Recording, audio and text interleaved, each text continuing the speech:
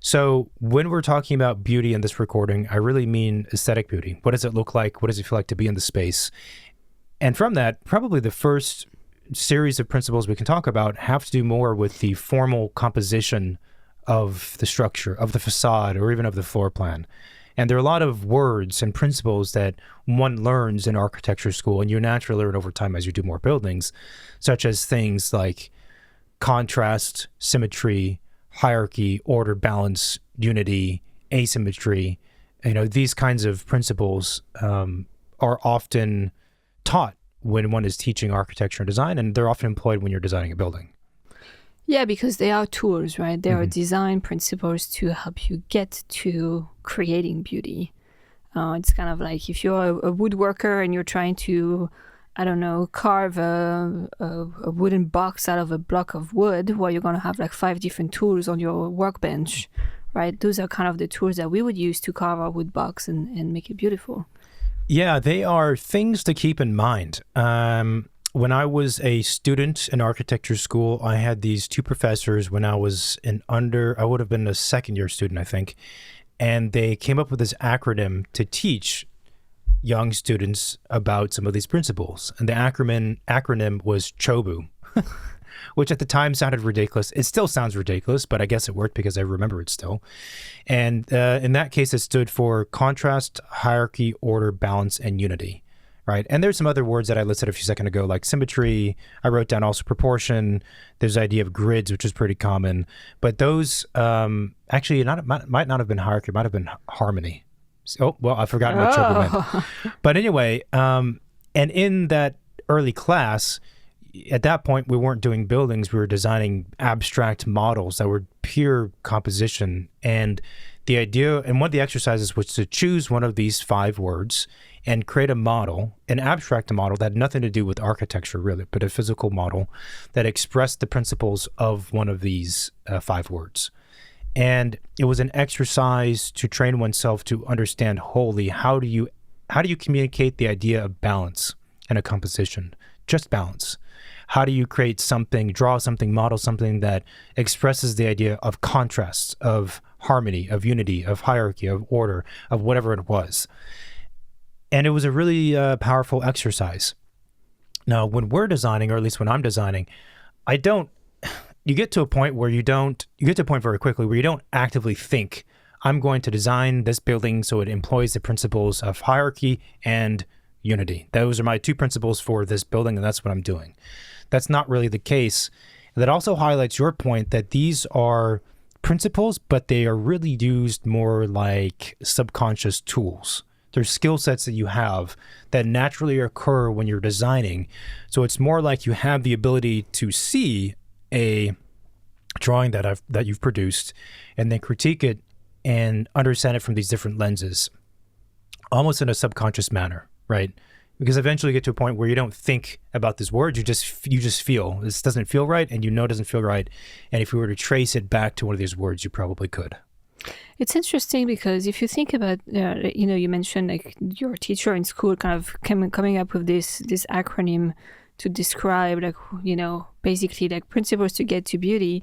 It's very interesting because I'm trying to remember like back in architecture school, if we ever had a class that was kind of addressing how to design beautiful buildings or what is beauty in architecture or how do you even get there.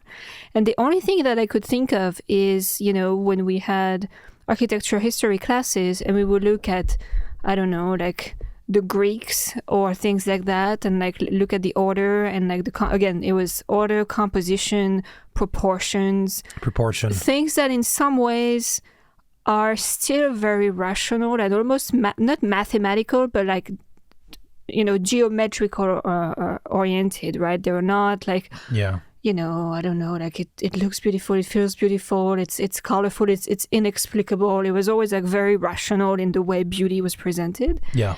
And that's the only time period I think where beauty seemed to be, now I'm kind of like talking more about like architecture history, right? Like where beauty seemed to be like a big focus was probably like at the time of the Greeks. And then there is eventually like maybe other movements like the Bauhaus movement also had design principles, form follows function, and that's kind of like what to them maybe made a building beautiful, right? Because if it was very efficient.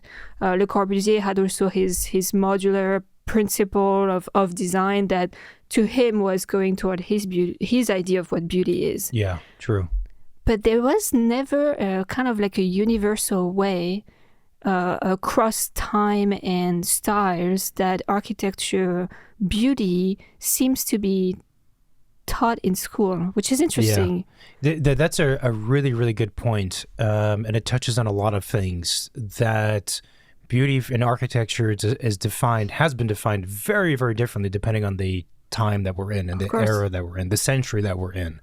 And there's always been this quest in the arts, and architecture is part of that, to figure out a set of principles, a way to discuss and make it into a science, like break down and dissect the building to understand why it's beautiful. And that turns into a set of rules, a set of principles that are often written about in text and with illustrations, which then outlines for someone else to learn. You can learn the orders, the classical orders, and then produce a beautiful building. You could learn Corbusier's 5 principles and his modular man, and then produce a beautiful building. You could learn about the Bauhaus and the methods of construction and efficiency that come with that a set of ideas.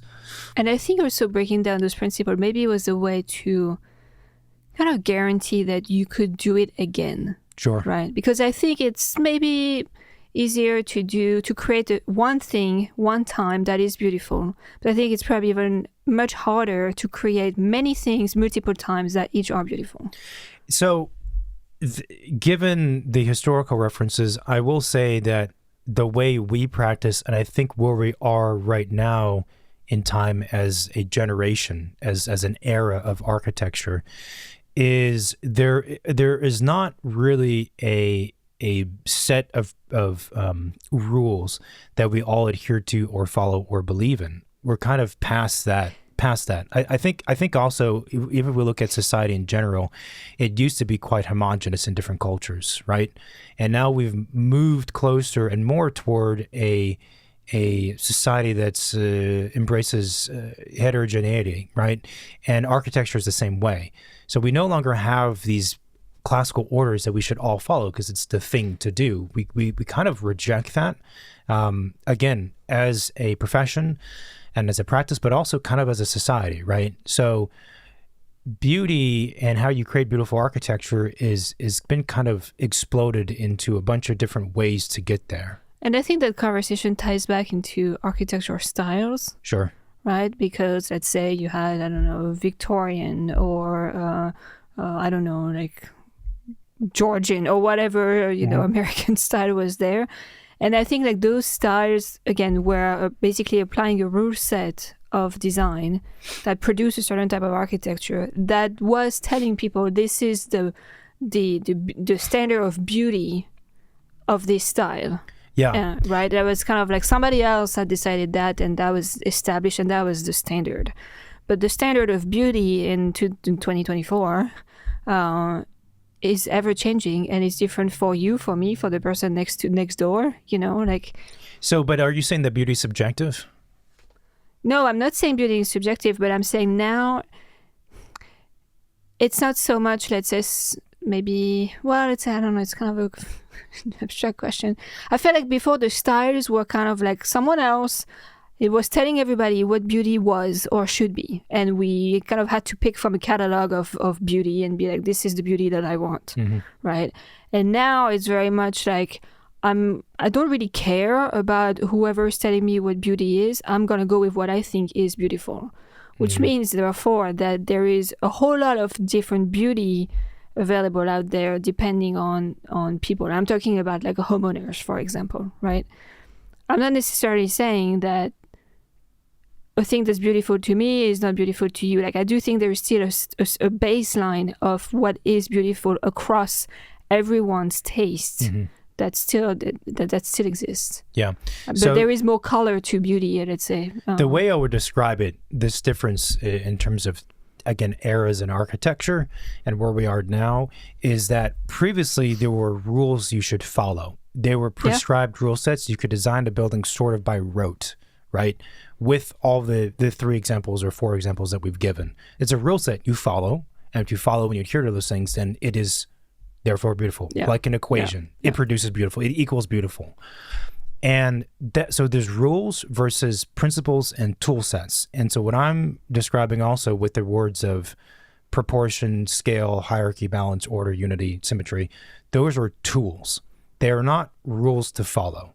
That means some facades that we design employ mostly or embrace mostly maybe 3 of those words I've said.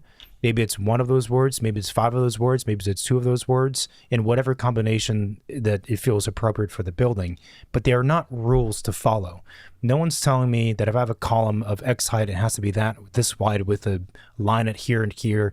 No one's telling me that if I have this color, then I have to have that color, or this material has to be paired with that material, or because of the modular man that Corbusier created, that if I have a shelf at this height, then something else will be. There's none of that. There's no rules. There's nothing dictating what it has to be in the end. There's simply, again, composition ideas to keep in mind and to employ when it feels correct. Now, the real question is, as let's say one who is interested in knowing more about architecture or learning architecture, let's say I have studied all of the 8 different tools and principles we talked about. How do I employ those in a manner where it creates something that's beautiful? That just comes down to practice, and it comes down to seeing and studying a lot of beautiful architecture and artwork. And it's a skill set you just hone over time. That's also why I said earlier, to be honest, as a teacher, some people, they don't have it.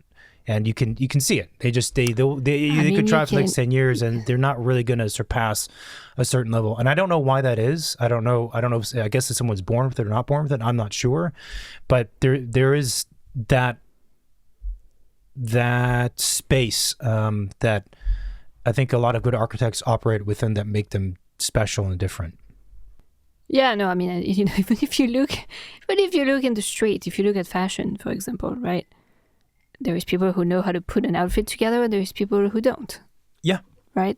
Fashion is a very good comparison too, because the rules in architecture, like following the orders, would be very similar to saying, well, in order to design a fashionable and beautiful, wardrobe and attire, it must all be white. This kind of idea, or it has to follow these proportions. And most fashion designers today would be like, no, that's kind of nonsense. Like, that's not the case. And there's also with the idea of beauty, the appreciation for different types of beauty. So we don't have to follow rule sets. So that being said, one question that comes to mind, or other examples of rule sets which are more commonly talked about today, rather than the classical orders, would be things like symmetry. So there are some That's also folks very classical, though. That it is classical, but it's not quite the order. So the question to you is if something is symmetrical, it employs the principles of symmetry, is it automatically beautiful? I think symmetry could be perceived as beautiful because there is a sense of composition and calmness to it. I'm not sure that it's enough to make something beautiful. You could have a building, like you could have a suburban home that is symmetrical in the way, the facade is designed. Is it beautiful? No, that's not enough, right? There is another layer to that. So symmetry is a way to get there, but it's not everything. And I think it goes back to one of the compositional tools. Symmetry is one of them, right? Mm-hmm. Like the golden section is another one. Like working from a modular size is another one.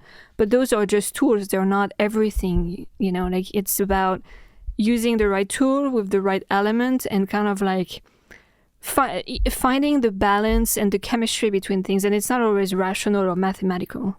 I mean, I think the idea of symmetry, the idea of the golden section, there's another one which is the rule of thirds. These are probably the 3 most common principles that come up, are often talked about in architecture school, but very briefly. And I feel like they're mostly talked about by people who don't know how to design as a way to shortcut the design process.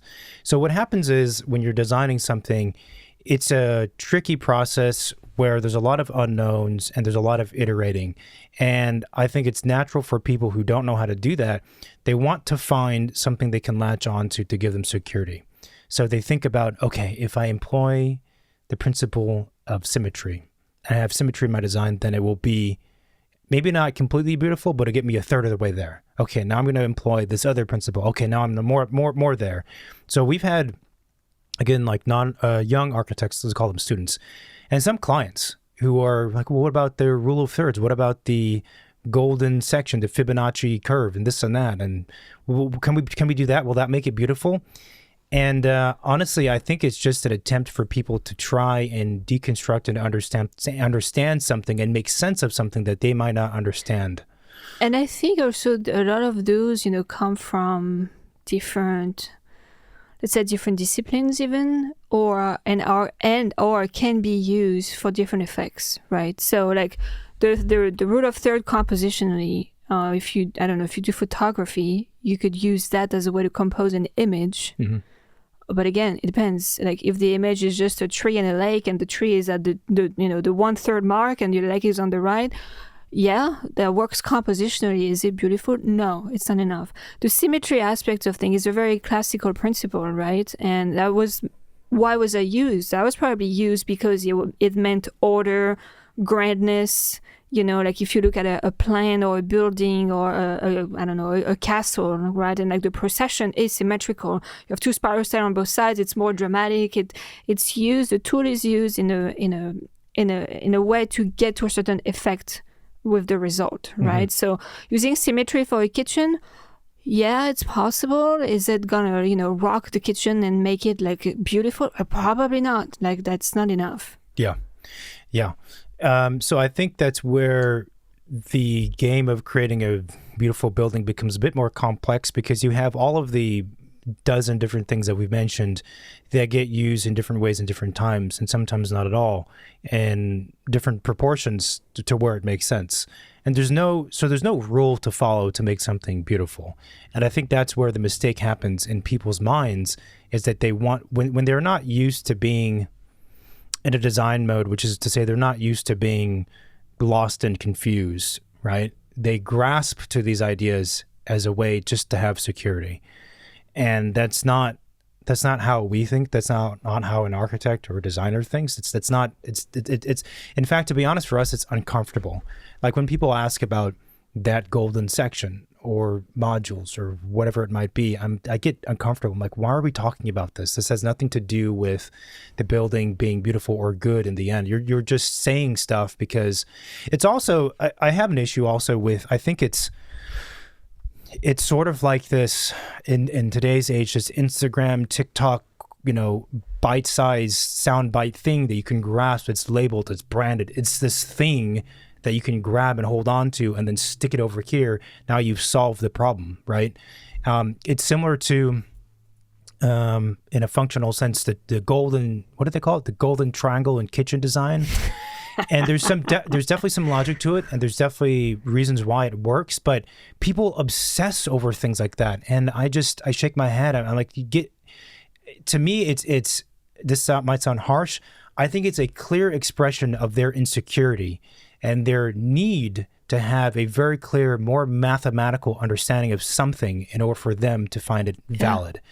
And that's not how design works. It just doesn't work that way. It tends to be folks who are in those industries, like accountants and engineers, they need stuff like that so they can break it down into numbers. They need numbers. It must be only 4 feet, or at least 4 feet, or at most 4 feet, and then it's good. That's not the case, though. Like there's squish, right, in terms of aesthetic composition, and that's And I think that's what the can beauty be taught to some degree, right? And you could teach it by teaching those principles, and anyone who's not stupid can understand those basic principles of composition and those rule sets, right? Being able to understand them is one thing. Being able to then apply them and use them in a way that makes sense is another thing. And you've already lost like half of the people who learn the principle now can use them.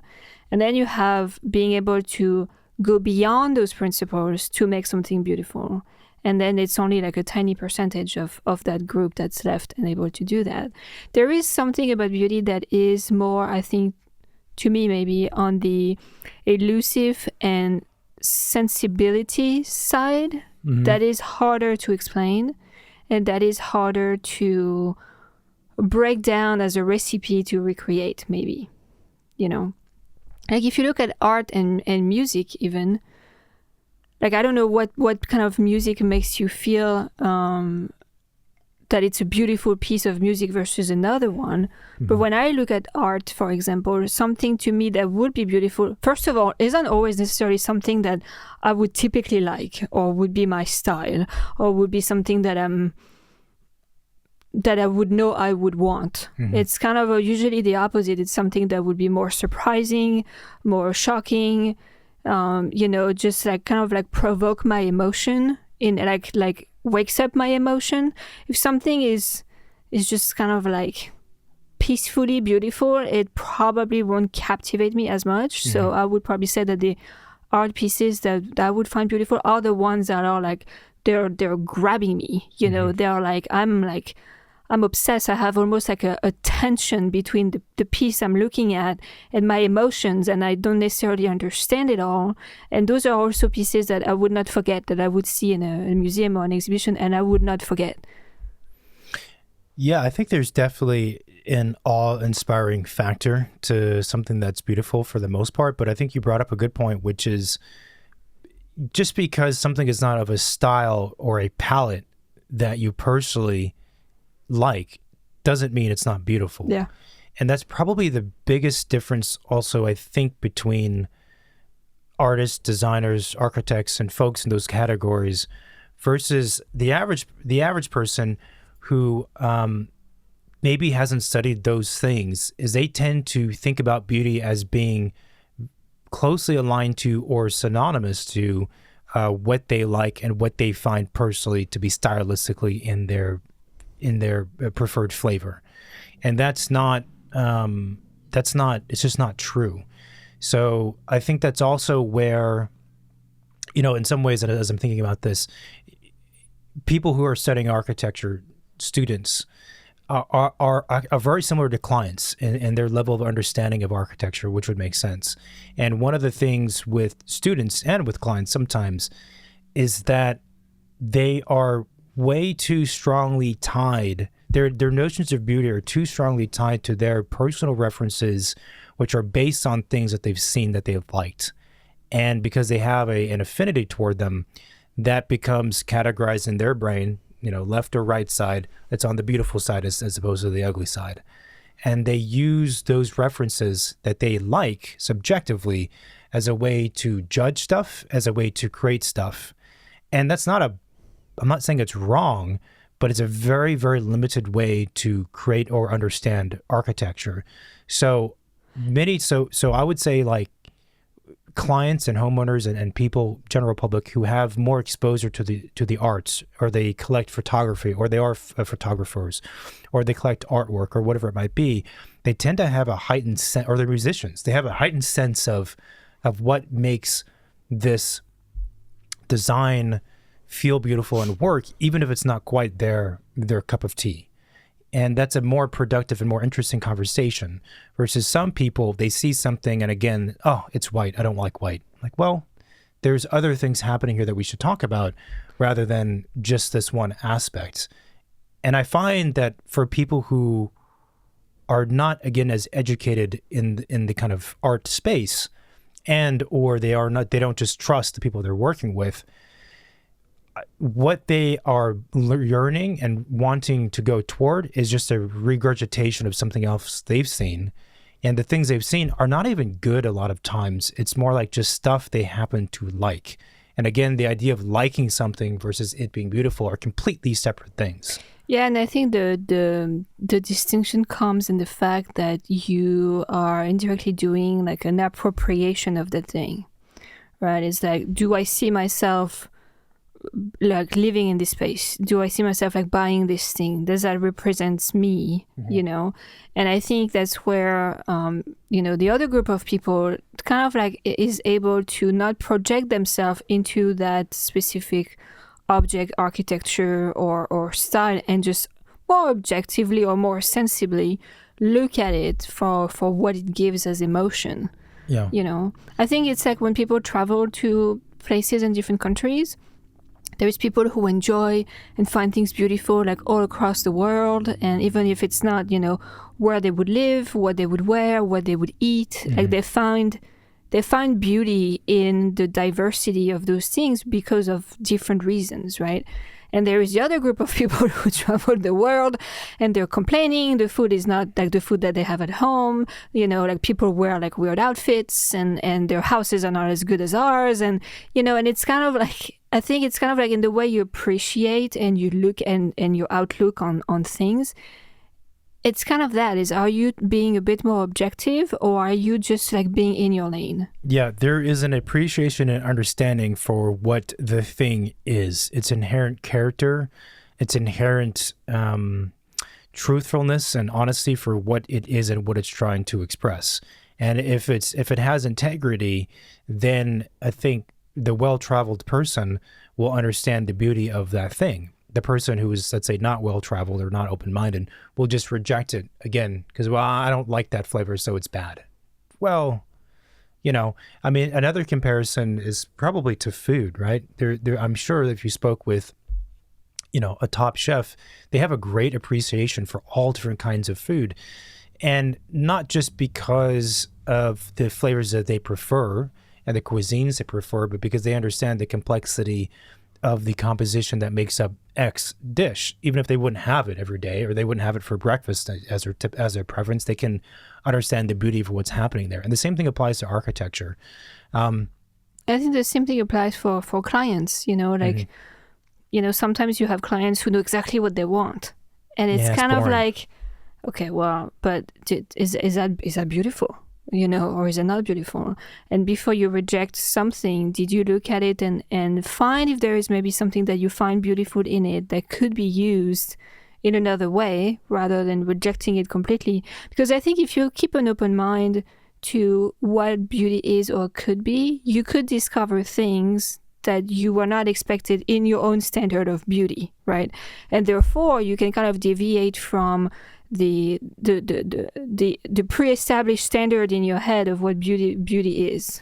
Yeah, so that also reminds me, again, the distinction between style and beauty. And when we are designing things, I don't ever really think about the style too much.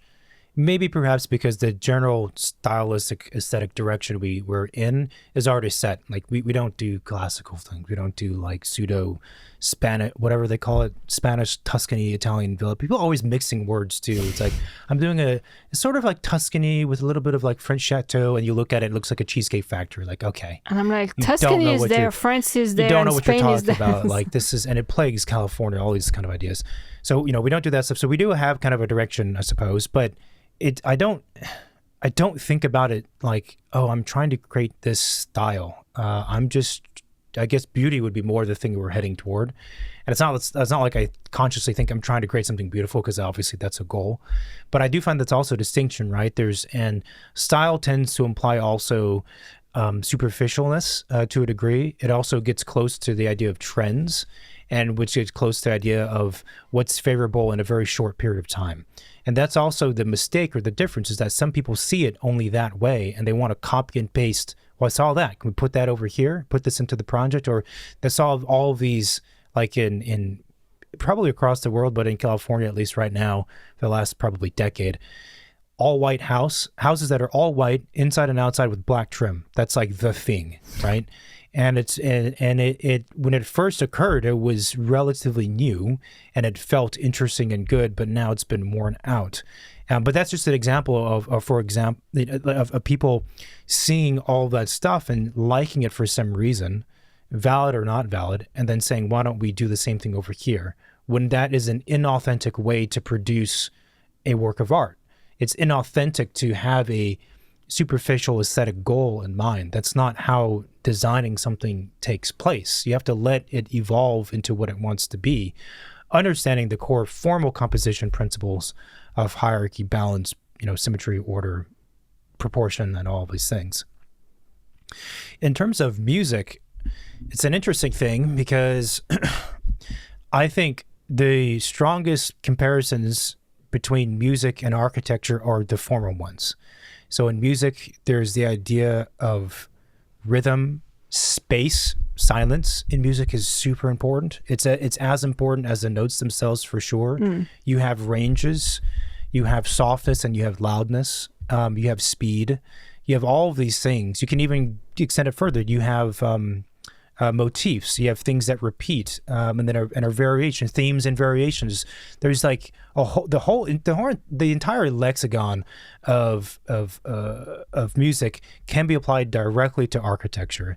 And probably for myself, because I have a bit of a music background, I think that if I think about it, I probably inherently and subconsciously think of any architecture I'm looking at in that manner.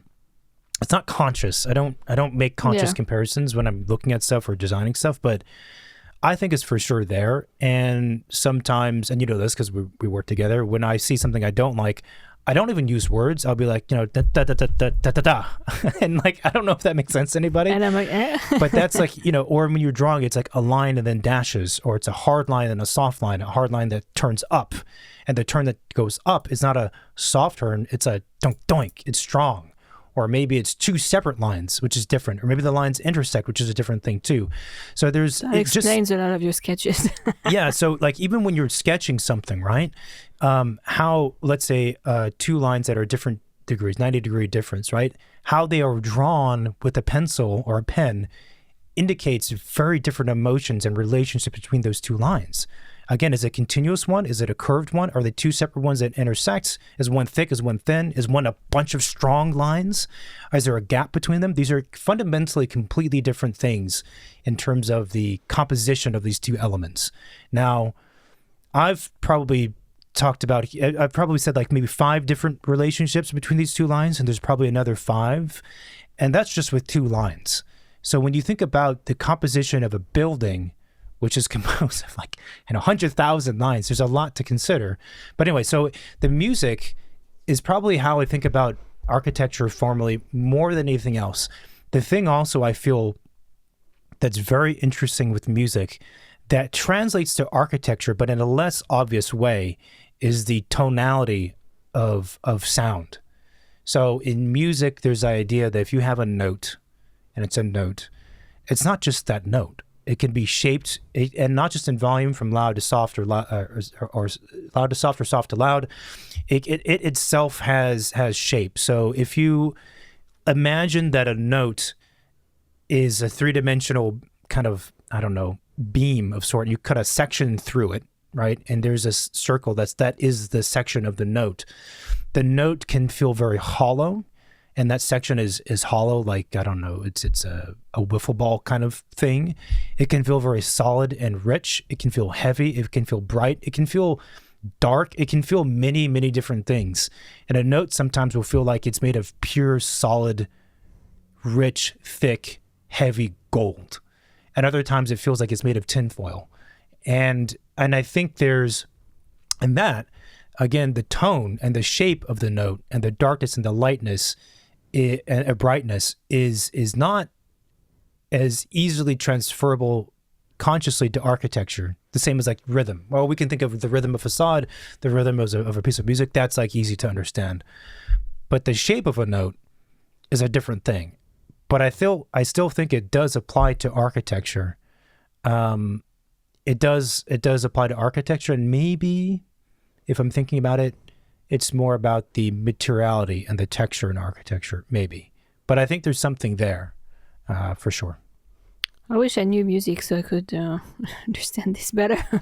It's like, I played the trumpet. That was my instrument. So I don't know. This would only make sense to trumpet players. But, you have like Arturo Sandoval, and you have Al Hirt, and you have Doc Severinsen, and you have Miles Davis. You have Louis Armstrong, and you have Don Ellis.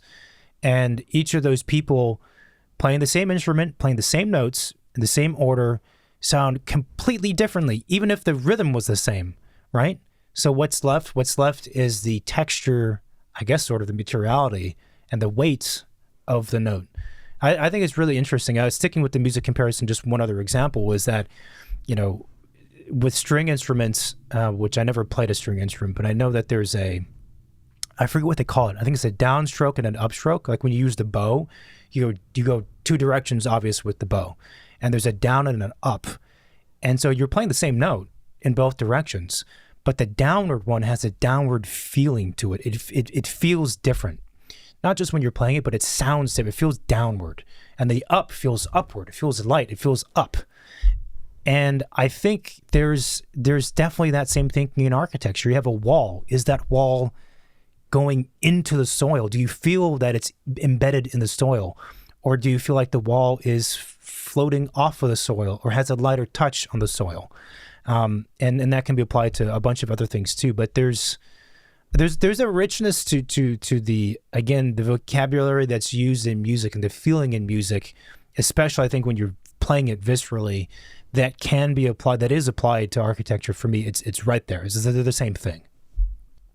So what again, like my question was, what does make a piece of music beautiful to you versus not?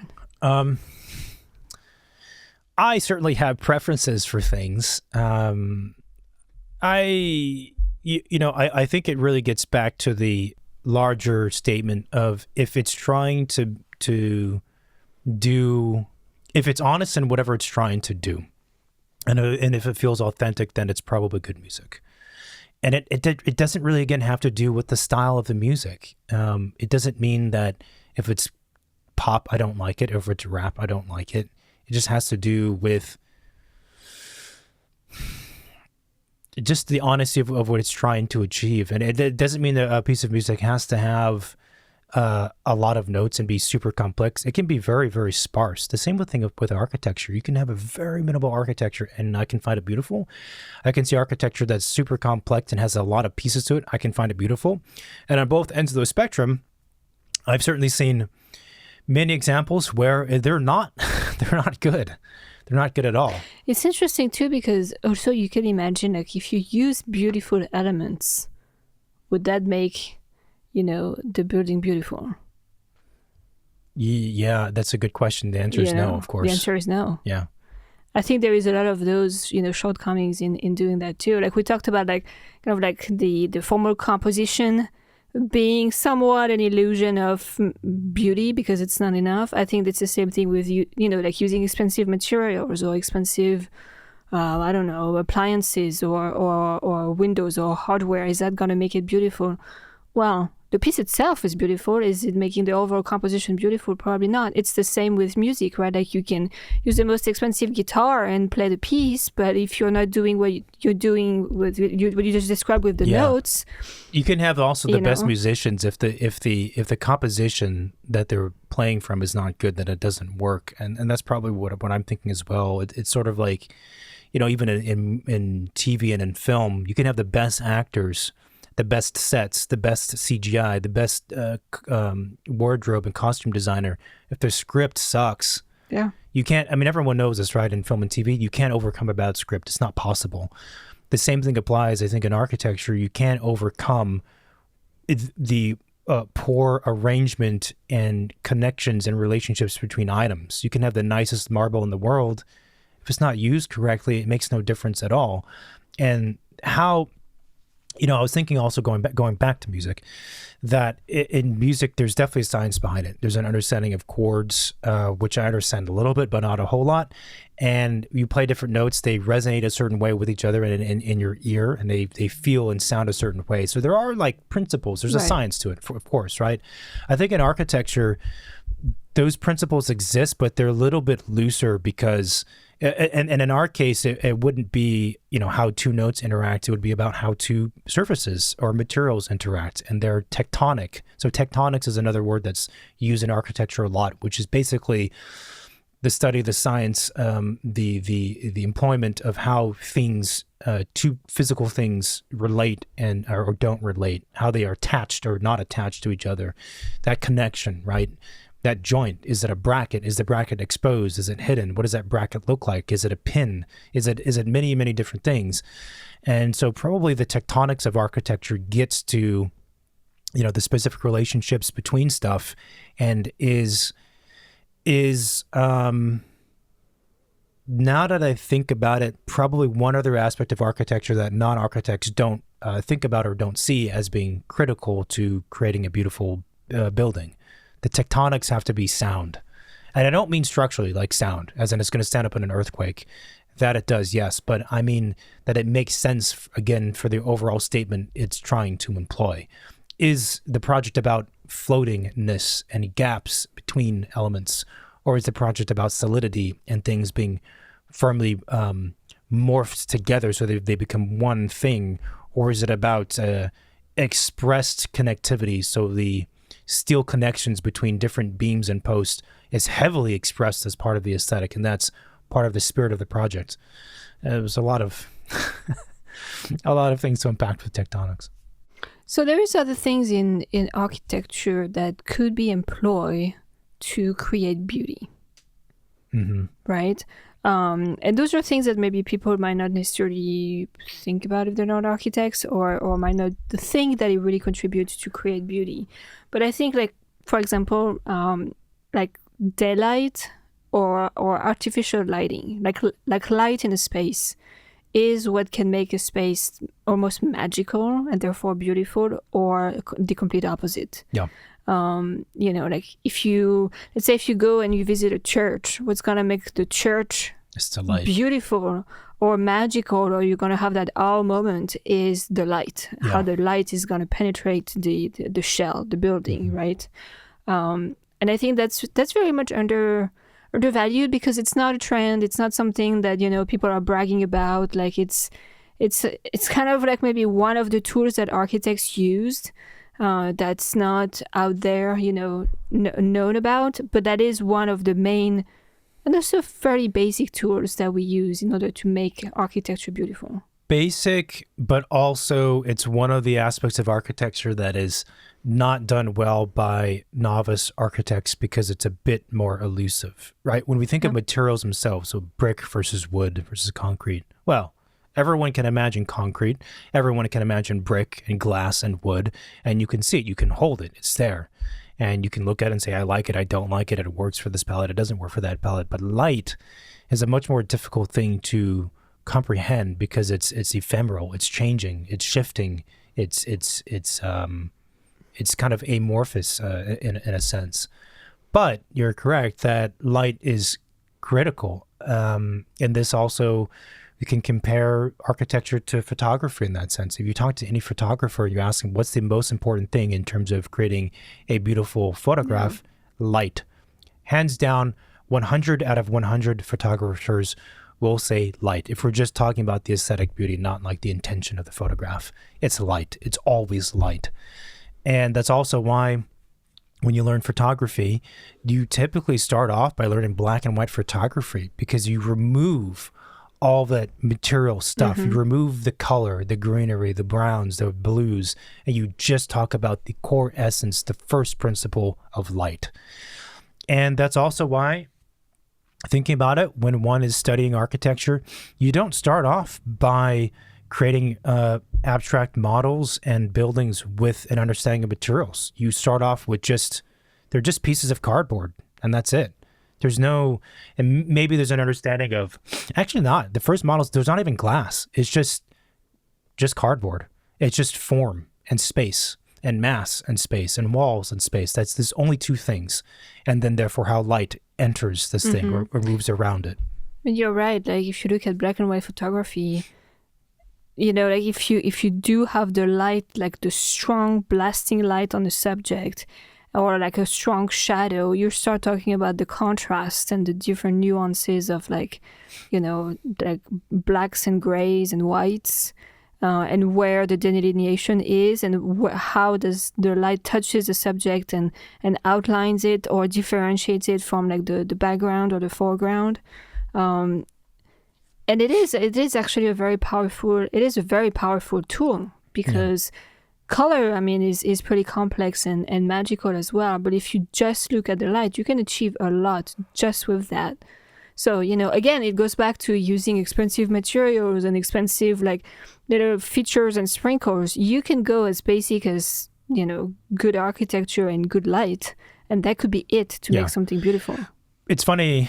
So we talk to a lot of architects, obviously. We have a lot of architecture friends. All of our friends are architects.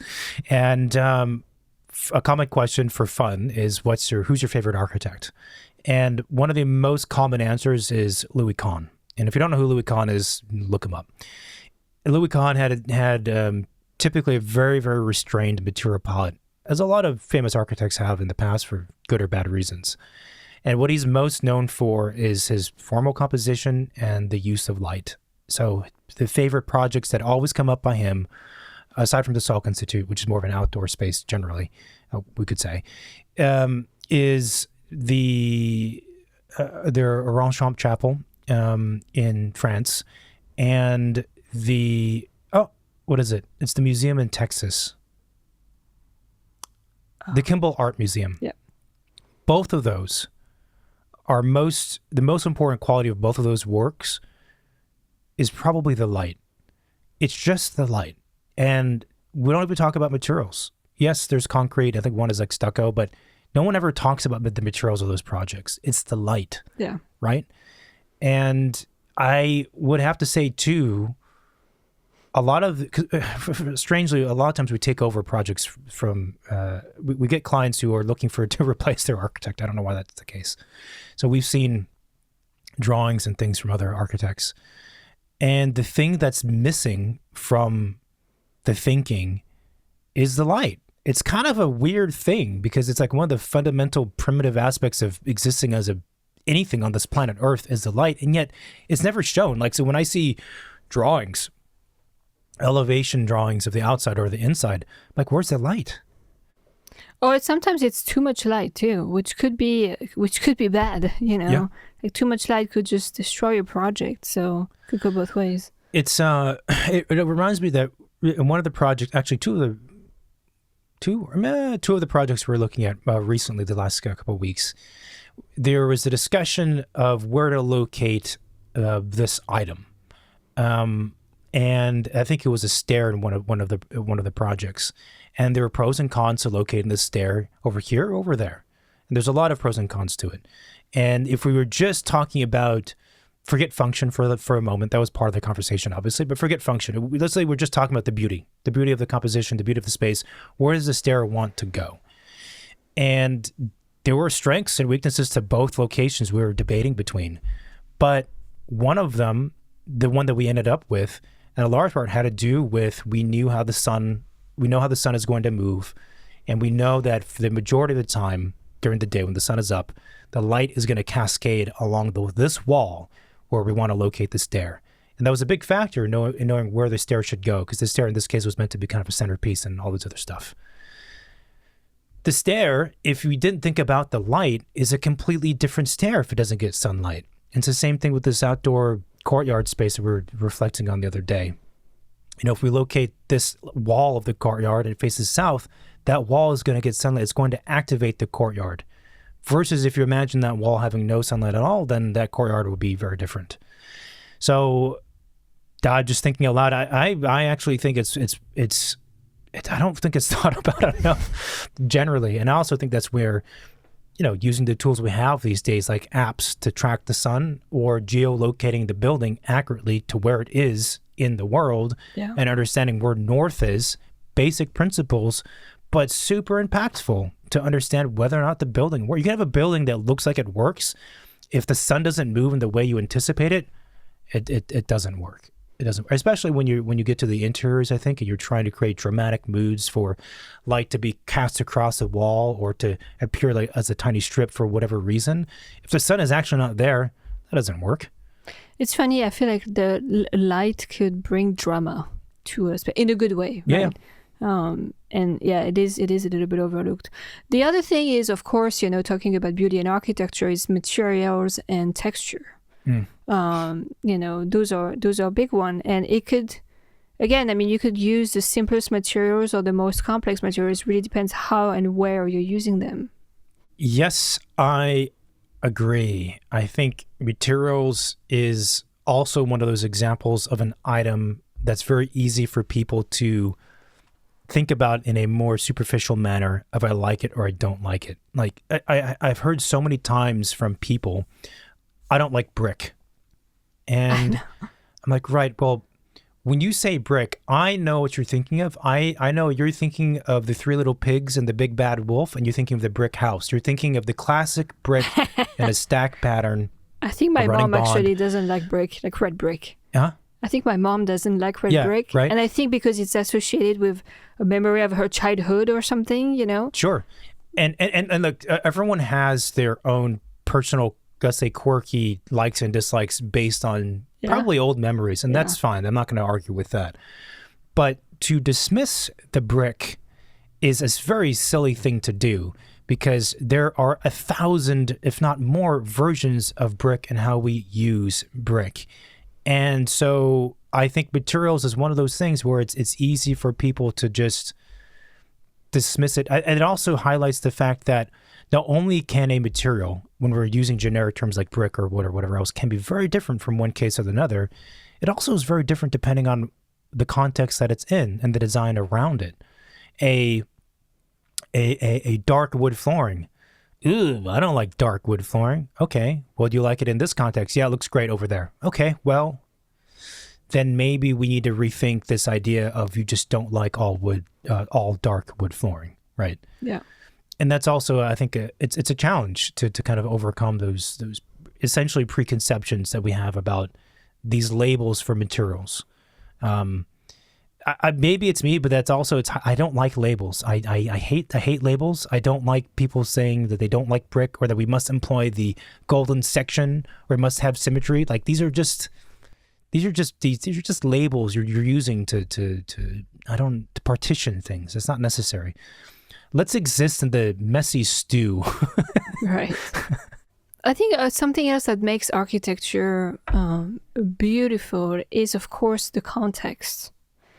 And I think sometimes it's funny because I'm thinking of, all of the beautiful projects being published nowadays, right? And how much of those beautiful projects being published are beautiful because the context is beautiful versus is the building beautiful? I mean, I'm not saying that those projects are beautiful. A lot of them are, but a lot of them also are just okay. They're just made beautiful because there is an amazing natural open landscape, in the background, right? So it's a little bit of a trick, which also tells me that you could have a building that is beautiful in a context that might not look like much, but maybe in the way they both intersect and interact is beautiful. There is a very important aspect of architecture, which is the ability for the building to respond to its site, its immediate site that it's in, the climate and the topography and the adjacent structures and all that stuff. And by respond, I use the word respond because it doesn't mean it has to blend in, it doesn't mean it has to stand out, but it needs to have a clear response that it's making that makes sense for what it's doing. I'm thinking like, okay, if you take the obvious, falling water, right? Okay.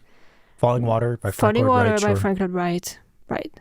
Look at the context. It's a forest. Yeah. There is water that's falling. Yeah. There is rocks. Yeah. It could probably look like any forest that has water and rocks, honestly. It's not, it's not the Amazonian, it's not the jungle, it's not anything like incredible, but, it has some sort of potential, right? Mm-hmm. And the way the architecture is interacting and intersecting with that context is what is making the architecture beautiful. True. Like if you take falling water out of the falling water and put it in like on a flat site, would it be beautiful?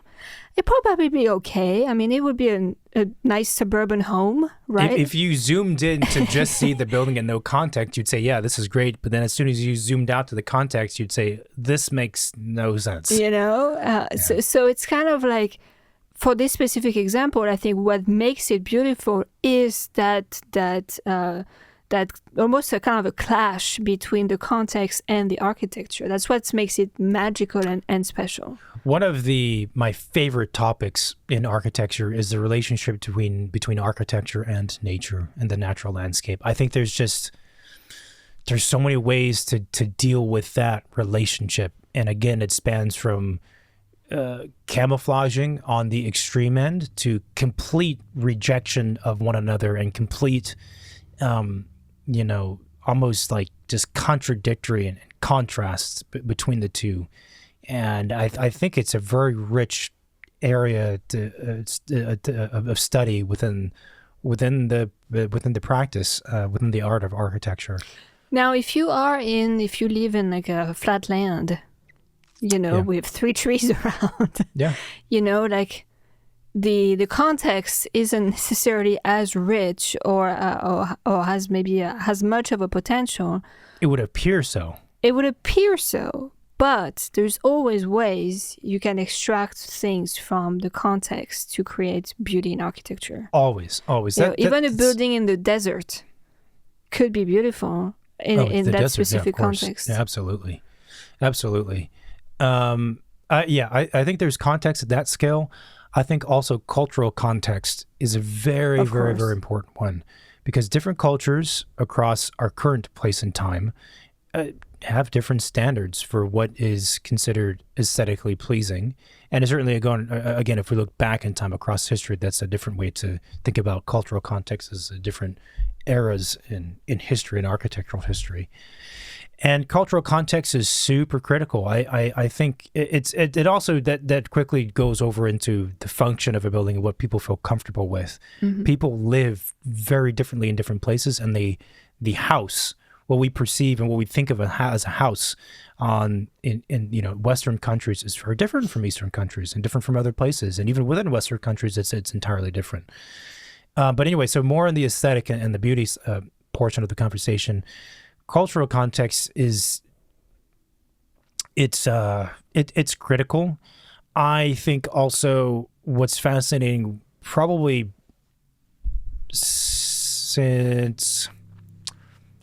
because of the internet actually, is that there's been sort of a flattening of aesthetics across the world in terms of contemporary and modern architecture. So you'll see similar palettes and styles being employed from one place to the next, or similar kind of thinking. Which I think can be productive, but can also be very dangerous. Mm-hmm. So I don't have much to say on the cultural context aspect of things, except for that it needs to be thought about. And it's something that we always think about when we're stepping into a new place. But I think part of our job and part of the reason why people hire us, is to push the boundaries of the standard norms.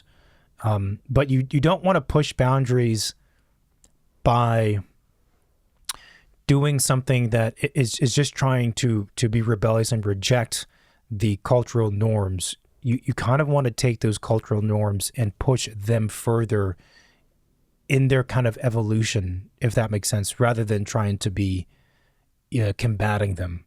And that's kind of that's more detail, but that's kind of the real question, I think, when you're designing something in a different place. You're not trying to be different just to reject what's right around it. You're trying to be different as a way to evolve the traditions that exist. And that's maybe a different conversation. And then the last thing I think is movement. How does one move in the building? I think there is something that could be very basic and not particularly, enchanting or extraordinary.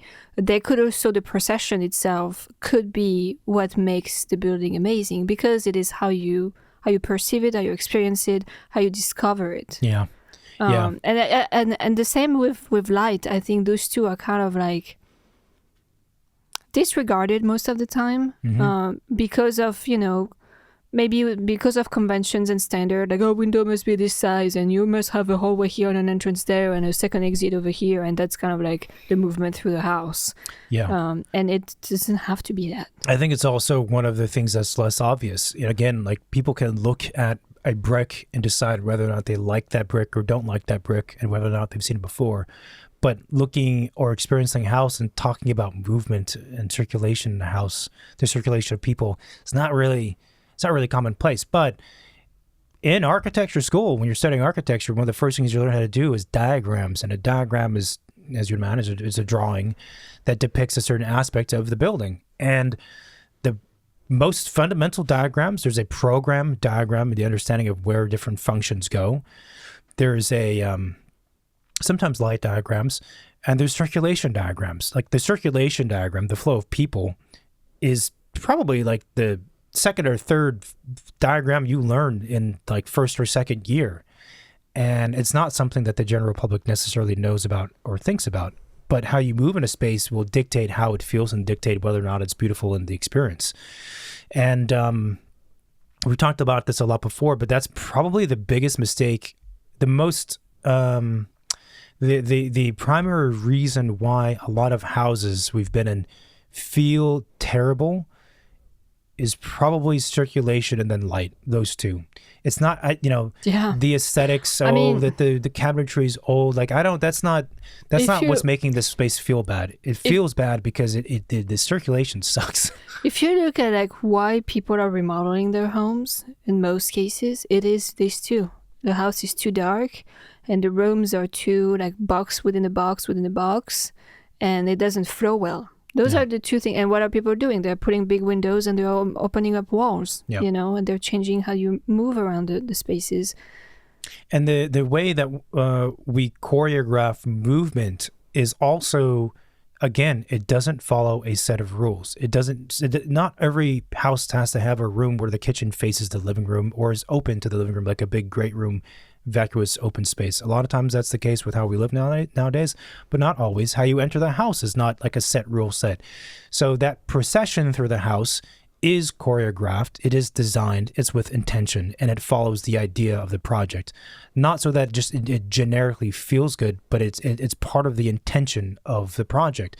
Is the project about formal symmetry and having clear sight lines all the way through from the front to the back? Or is it about meandering? Or is it about somewhere between the two? Or is it about three separate processions that are different chapters in the story of the project as you move through it? They're different things. And that has to be, I would put it up there with light. It's one of those things that's not thought about nearly enough. It would be like, creating a movie, but not thinking about how the camera moves from one place to the next. It's like designing a movie by having really cool sets and scenes, but not thinking about how does the camera move within the scenes and between the scenes. Yeah.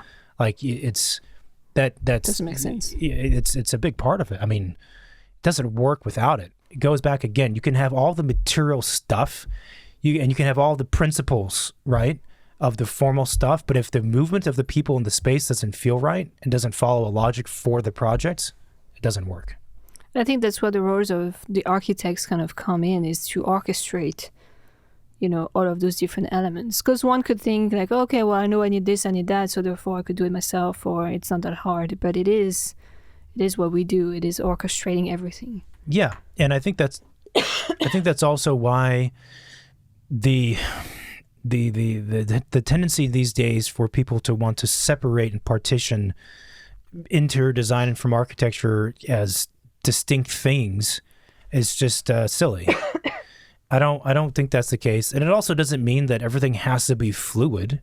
Again, moments of like rhythm, again, stopping and repetition and breaks and space and gaps in the movement and jolts, like these are important things to understand when crafting circulation. Any final thoughts on architecture and beauty? No, I think we covered a lot of stuff. We actually covered more than I thought we were going to. Is there one thing that to you makes a building beautiful? That's like maybe stronger, like like when you're, I don't know, visiting the world and looking at buildings, if there is like some that kind of like captivate you a bit more? Aesthetically, it's again probably thinking with different lenses of all the words we use at the very beginning, right? Proportion, balance, hierarchy, all that stuff. Materiality comes into there too. Materials are a way also to create the sensation of all those words without actually changing the shape of an item. So there's that. I think in a bit of a more conceptual manner, I think it's as long as the building or the artwork or whatever it is again being clear and honest with the expression of its intent, then to me, it is automatically beautiful. No matter what the material is, no matter what the medium is, no matter what the style is, it doesn't matter. If it expresses integrity for its artistic statement, then it is beautiful. That's, I think, the only, in my view, that's the only, truthful, fundamental definition of beauty that can exist across space and time. That's the only one that can exist. And I think it's the more that people can embrace that understanding of beauty, probably the more diversity of architecture we'd have, and probably the more open-minded and accepting we would all be of other forms of art and cultures, to be honest, right? I don't have to like something to appreciate the beauty of that thing. Whatever that might be, whether it be architecture, art, food, cultures, people, right? It's probably more about the integrity of the expression than anything else. I was thinking about that thing earlier where I was like, well, maybe to me what makes the difference between a building versus architecture is if the building is beautiful. And by that, I feel like I would find a building beautiful, again, if it provokes my emotion. And a building that doesn't provoke any emotion to me is not architecture, it's just a building. You mean good emotion? Yeah, good emotion. Well, yeah, good emotion. Maybe also bad emotion, I don't know. Well, you have plenty of buildings you don't like, so... Yeah, no, that's true. Yeah, I think good emotion. Yeah, I wouldn't necessarily categorize those. But I think, a building that doesn't provoke any emotion if I look at it or visit it, to me, it's just a building. I mean, the most obvious example that comes to my mind is a church or a spiritual place, right? That's often the type of architecture where it's very emotional for people because of we know what it is and what it means, yes, but also just the space itself visually, right, is oftentimes packed full of emotion, because that's kind of what they're intended to do also, is create a sense of awe or contemplation, But even a house, I mean, I could go to an open house and see 10 houses, and maybe one of them is going to give me some emotion. And most of them probably won't give me anything. Yeah, and I was thinking about some houses we saw recently, and it has nothing to do with style or the materials or the palette or the things themselves.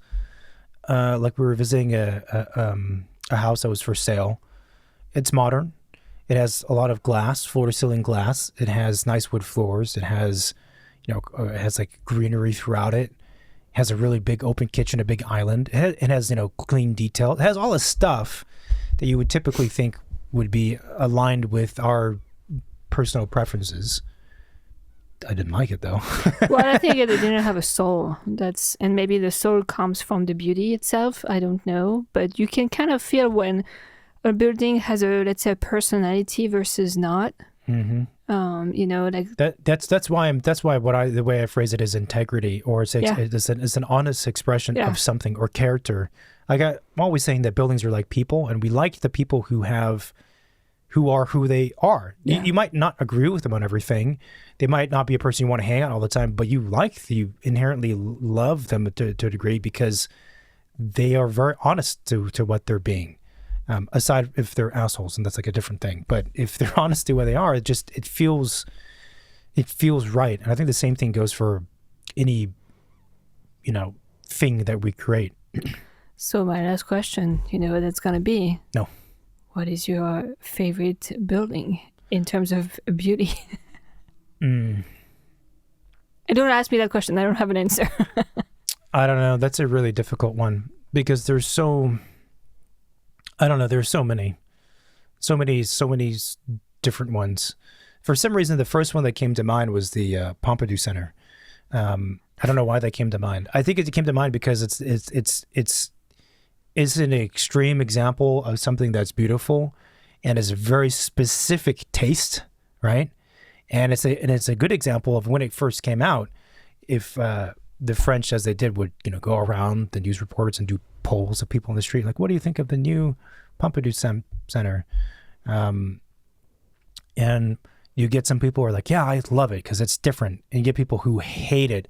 Oh, it's so dumb looking. It's this and that. And I think it's just a good example of you can have a building that triggers folks to feel they love it or they hate it.